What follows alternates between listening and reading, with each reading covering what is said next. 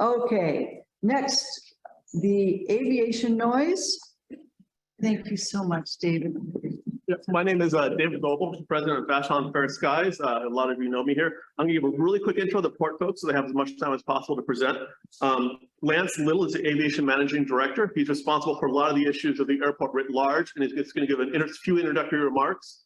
The meat of the presentation is going to be Tom Fegestrom and Vince Maestra. Tom is taking over, at least temporarily, the airport noise office from Stan Shepard, who is a longtime manager of the noise office, a long time, just retiring this month. If you ever called the noise office to complain in person on the phone, it's a good chance that you've actually talked to Tom, so you may know him as well. Vince Maestra is a nationally known expert, subject matter expert on noise and aviation issues, and he literally wrote the book. This is the book that just came out a couple years ago, A Guide to U.S. Aircraft Noise Regulatory Policy, and Vince wrote that. He's going to be one of our speakers tonight. So they may want to hold questions to the end. I'll let them decide that, but just want to get right to them right away. Thanks. Thank you. Thank you, David. Good evening, everyone. Can you guys hear me? Yes. Okay, so as David said, I'm Lance Little, Aviation Managing Director.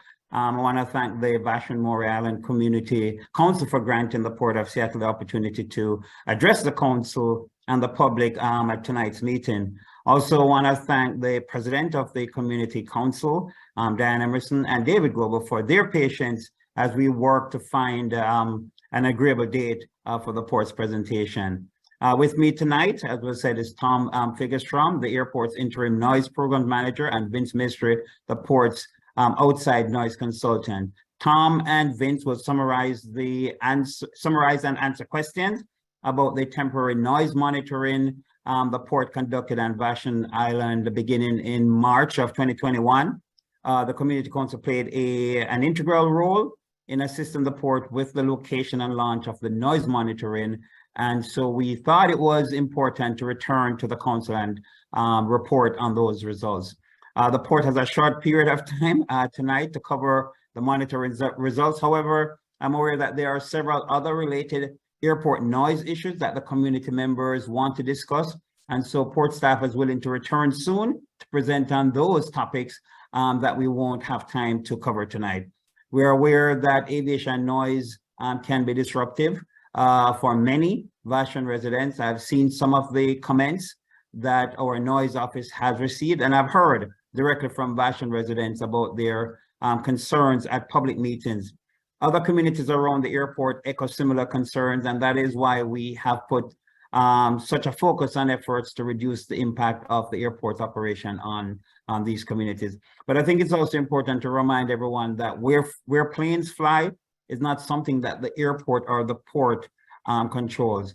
I bring this up because the presenters here tonight can confirm where and how planes are flying, but it is the Federal Aviation Administration, the FAA alone, that oversees our national airspace and directs all aircraft and where and how they fly, including arriving and departing U.S. airports. So hopefully we can continue to work together to create opportunities for you to engage with the FAA directly on these issues.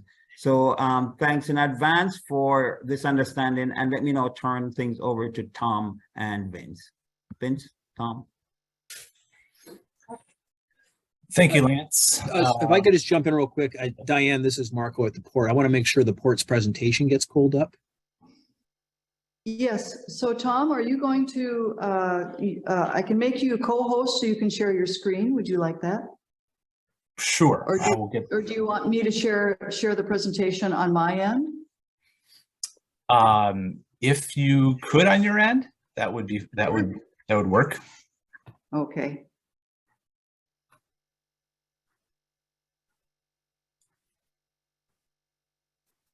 Let's see.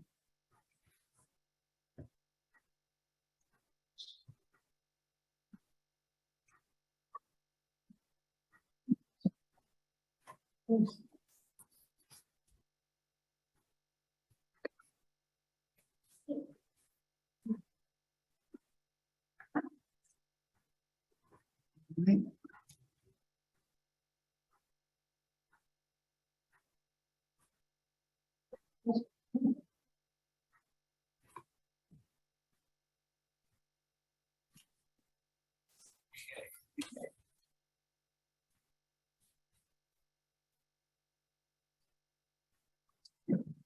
I hit the wrong button.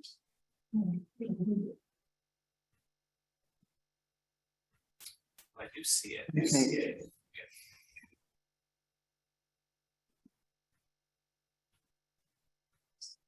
Can't seem to get it big. I'm sorry. I can see it in tiny. I hope everybody in the room can see it well. I can see it. Okay. And why don't so, hang on a second. I apologize, everybody, about this. So Tom, Yes. I got to find you on the list here. Oh, there you are. I'm going to make you co-host, Okay. and you go ahead and share your screen. You should be able to. Okay.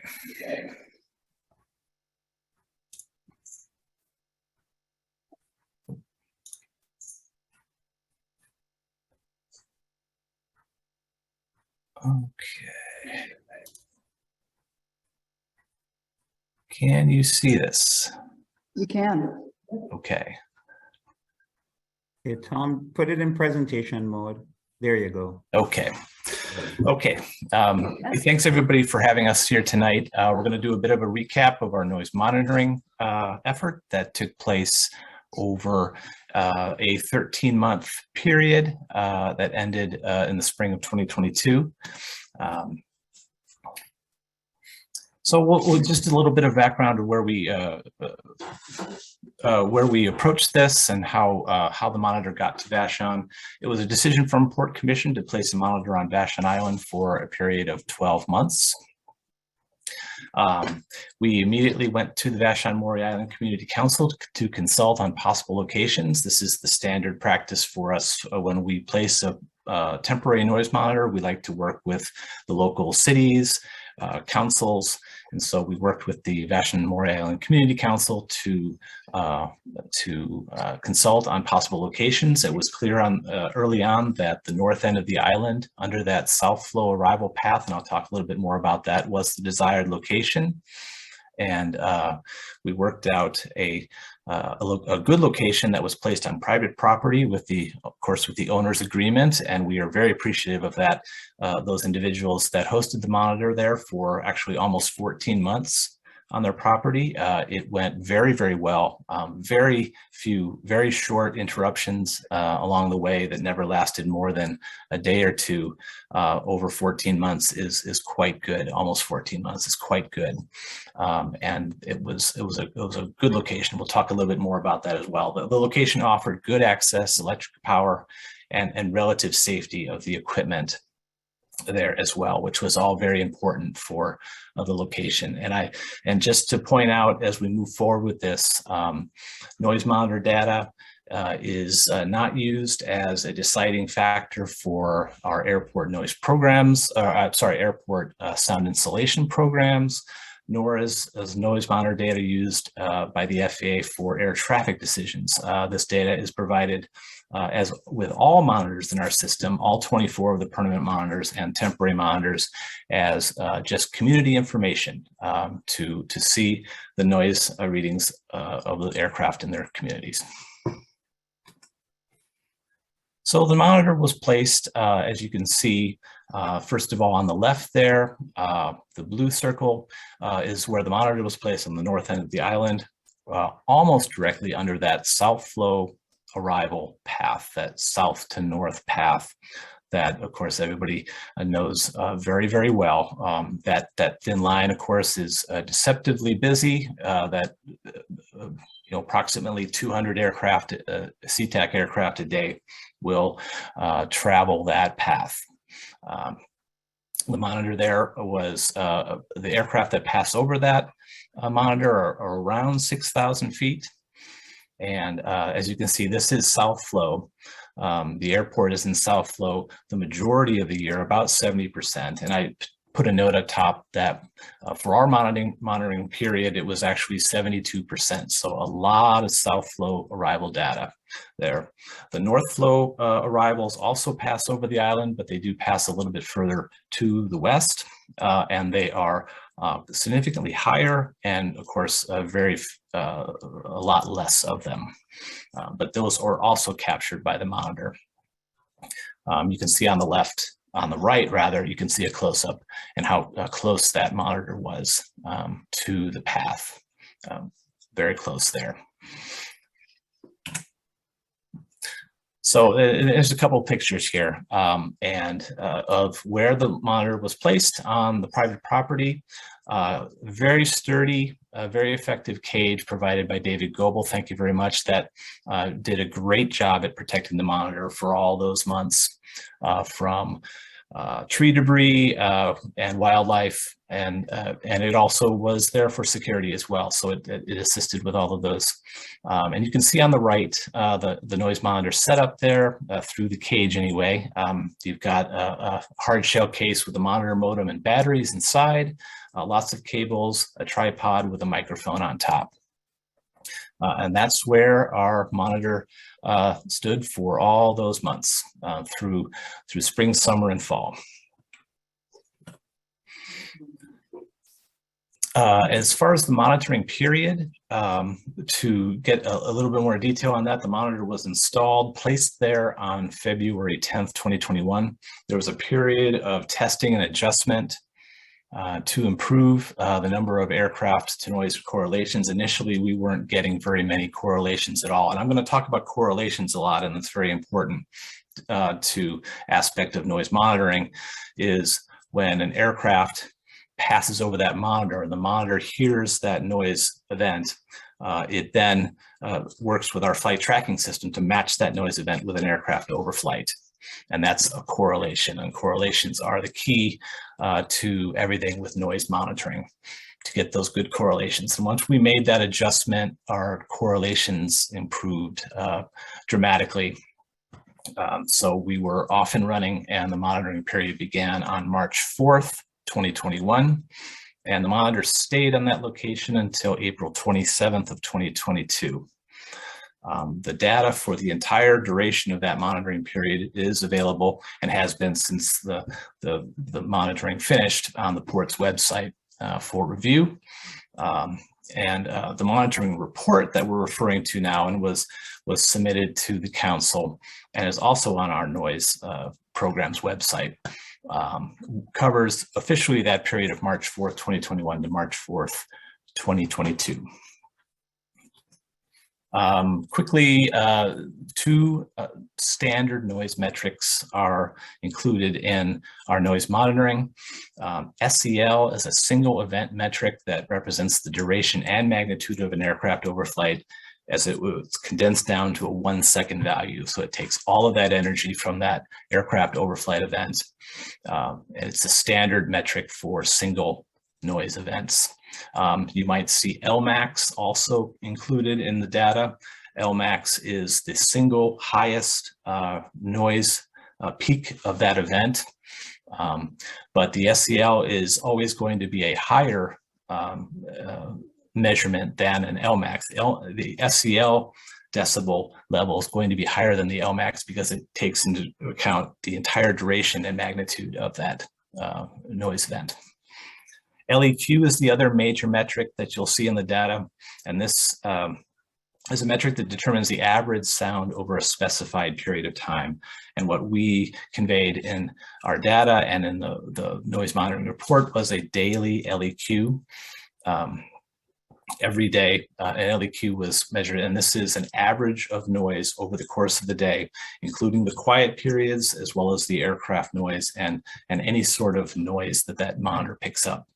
And it's most often conveyed in 3 separate noise category or buckets, noise buckets: a community noise, aircraft noise, and a total noise LEQ, kind of cumulative of those two together.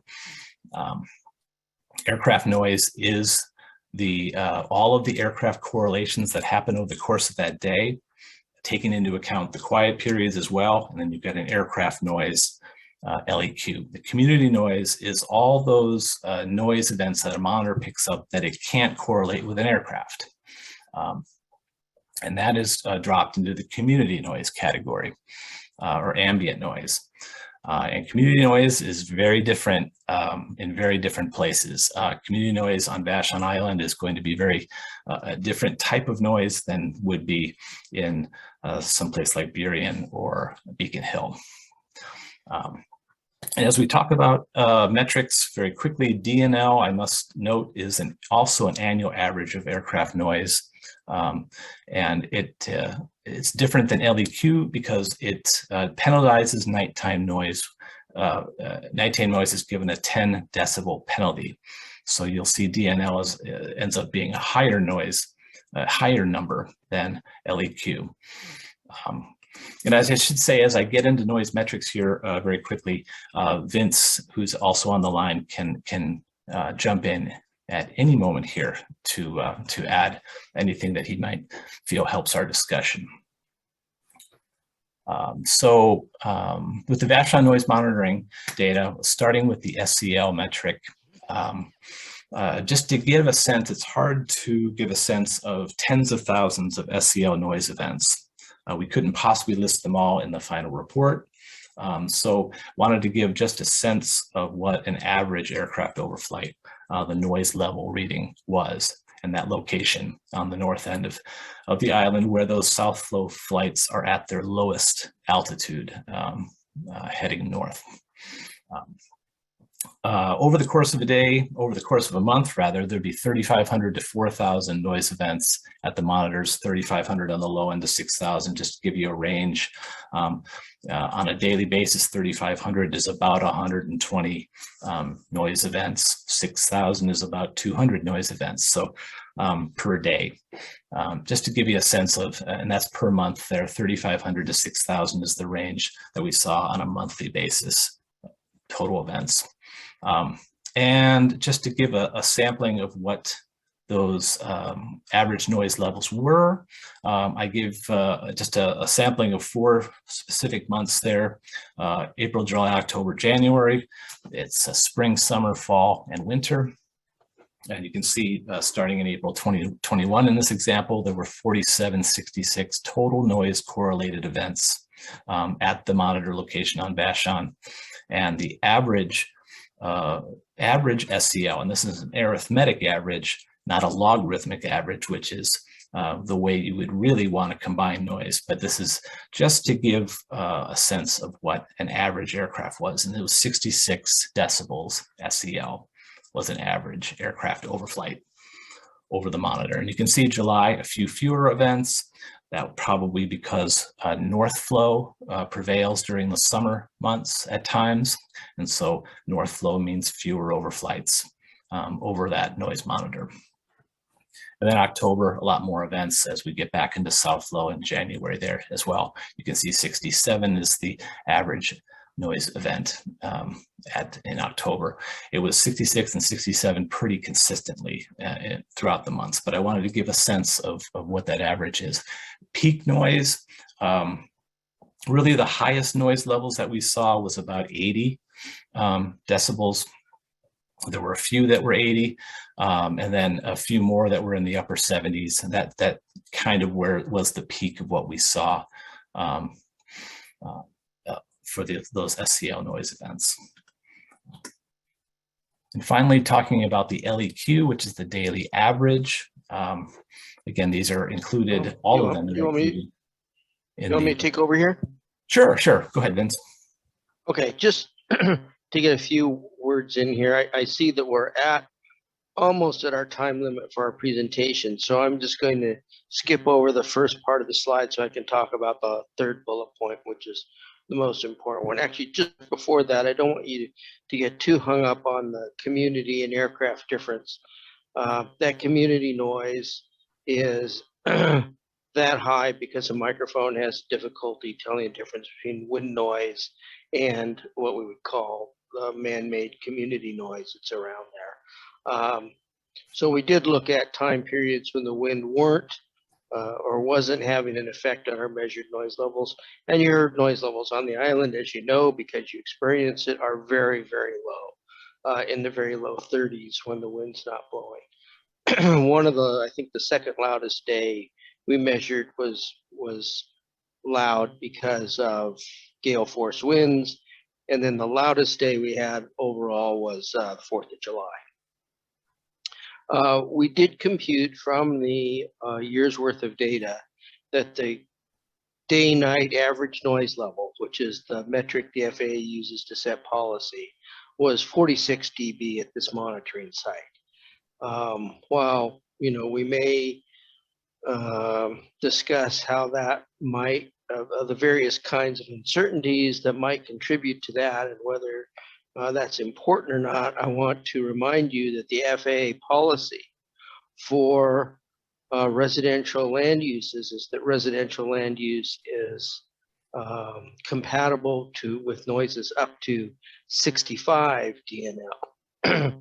So you're a long way from an exposure that would trigger a definition of incompatibility under FAA policy, current policies. FAA current policies, if any of you follow the noise working group at the port, we have traced back to the 1950s. It's a very out-of-date policy. Road mapping process was begun in 2010 for updating FAA noise policy. That's moving on at a snail's pace. But the bottom line is that in terms of FAA policy, you are well below what they consider incompatible. And in answer to a question that was raised, the FAA policy does not distinguish between rural areas and urban areas. Their policy is the same for everyone. So I know that's not what you wanted to hear, but that's the way it currently stands until the FAA policy is updated. So Tom, unless you have anything to add to that, I think we're ready for the questions portion. Yep, I think we are. I think that wraps up our presentation. Yeah, we can take some questions. So maybe you could stop sharing your screen now. Yeah, that'd be great. Okay. Okay, we'll start with questions here in the audience. Anyone have questions or comments they would like to ask about this presentation? Not seeing. Oh, Yeah, come on. Yeah, this is our speaker up here, so you got to speak in English. could you put that slide back, please? The last one that you had that shows the DNL 46, is that possible? Let me do so. Yes. Okay, so is it fair to say that the DNL is the average noise level over the 24-hour period? It's the average noise level over the 24-hour period for each of the 354 days that were measured, with a penalty of 10 dB that's applied to any flight that occurred after 10 p.m. and before 7 a.m. Okay, so when we look at that, what was it, SCL, the noise level from the single event? That's that you were correct, getting yes. 66 dB. So you've got a 20 dB signal above background noise when the plane flies over. And I think you were saying that until that DNL hits 66 dB, we're in sort of the acceptable average background noise level according to FAA policy. Is that a fair statement?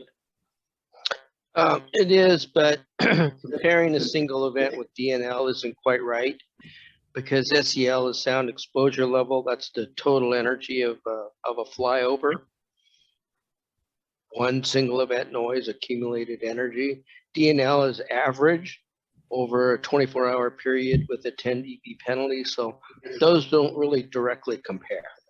Yeah, so I'm just trying to get a sense of what life would be like if we had a DNL of 66 dB.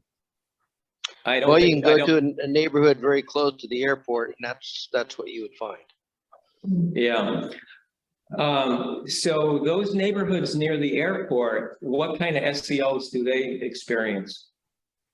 Well, yeah, they are experiencing 85 to 90 for 80 to 90 80 to 90. I SEL. see. Yes. And they've got a 66 DNO. Yeah. Yeah, well, in general, yes. Yeah. So, when you showed the flight path of these planes, one of the earlier slides, Yeah. there's dispersion of the flights as they're going east to west or west to east around the Green Lake area. In other words, they're not all traveling over this narrow rut, but they're dispersed. So you're not getting the people that live right under that rut that we have. It doesn't exist around Green Lake. You're not getting the same frequency of planes. Here we're getting over a very narrow band, like right over David Goebel's house practically. This, total flow. And how did, that bothers me at a gut level. I don't see why that traffic flow can't be dispersed east to west, like push it out over the peninsula in the same fashion that it's pushed out in a dispersion around Green Lake, so that the average impact on any one person is lessened. Why is that such a seemingly intractable thing to do? Well, that's a good question for the FAA. It's their flight procedure, of course. As far as, yeah, go ahead, Vince. I'll just chime and say that in the old days, the flight tracks were far more dispersed, but with next gen procedures, particularly the RNAV procedures, tracks and the straight segments of tracks are now confined to a very, very narrow corridor as compared to the old days. The comment you made has been made by many communities, not only in the US, but around the world, and that some agencies, Australia, for example, reverted to their old procedures and sent their agency off to study ways to technically redisperse the aircraft.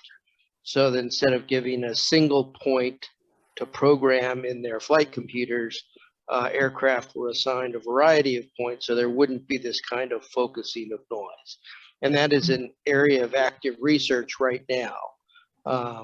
I can't give you an estimate of progress on that, whether it will be implemented or when, but it is an active area of research because there are many communities that had dispersed flight tracks over them, and then it concentrated it so that one narrow corridor became the overflight zone. Yeah, it seems a very rational and logical thing to do. Disperse the flights. There's a lot of real estate going out to the peninsula, and it's very low population density, so that everybody is, you could say, shares the pain. I think it's absurd. David Goebel started this 4 or 5 years ago, and here we are, finally looking at some quantified data over Vashon. But the solution is within everybody's grasp. It ought not to be, a topic of research because, like you said, in the old days, that's what happened and everybody was happy. Now it drives people literally crazy and they want to move off this island. And unfortunately, it takes litigation to move people like the port or the FAA or whoever the controlling body is to get some relief for people. This is entirely an air traffic issue with the FAA. They have full authority of planes in flight, period. I used to work for the DOD and I was a public servant. The FAA are public servants, and instead they act like little gods and they ruin people's lives. And this is an example of that activity. Thank you. Thank you. Thank you. Okay, we are running very, very late, so I would like to really take just one more question. Marielle? Hi, I don't have a question, but I just wanted to jump in here. I'm from Congresswoman Jayapal's office. Just wanted to let everyone know that the Congresswoman wrote to the FAA on January 17th, asking them to engage directly with Vashon residents regarding this flight path. So we have not received a response yet, but I'm in touch with David as well about this, and he has a copy of that letter. Thank you very much. That letter, I read it. It's a very powerful rebuke to FAA from Representative Jayapal. Thank you so much. And